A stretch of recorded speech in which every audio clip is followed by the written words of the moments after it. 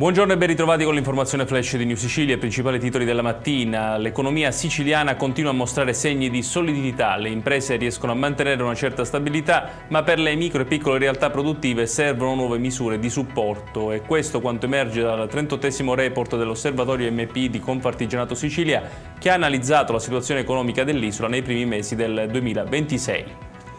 La CGIL nazionale ha presentato oggi un esposto alla Corte dei Conti per accertare se siano stati impiegati correttamente soldi pubblici nella gestione del progetto del ponte sullo Stretto di Messina o se vi siano presupposti di un danno erariale. Ad aver firmato è stato il segretario generale Maurizio Landini. Il tutto nasce, secondo il sindacato, da un principio molto semplice: quando sono in gioco miliardi di euro dei cittadini è un dovere pretendere trasparenza, legalità e uso rigoroso delle risorse pubbliche.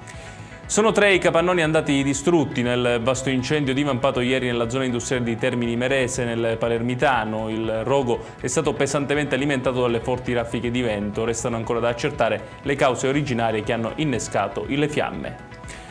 Ha tentato di mettere a segno la classica truffa del finto carabiniere, ma questa volta la persona scelta come vittima era un poliziotto che ha intuito immediatamente il raggiro e ha organizzato l'intervento dei colleghi. In manette è finito un 38enne catanese. Si è conclusa in manette anche la tentata fuga di un uomo che, a bordo di un'auto rubata dalla tangenziale di Catania, non si è fermato all'alta della polizia stradale. Durante l'inseguimento il pregiudicato catanese ha tentato di speronare l'auto della polizia, causando il ferimento di 3 poliziotti, oltre al danneggiamento della vettura di servizio e di diversi mezzi in sosta. Ed è tutto per questa edizione. Tutti i dettagli su queste notizie li trovate come sempre sul nostro sito www.newsicilia.it. Grazie per averci seguito e buon proseguimento di giornata.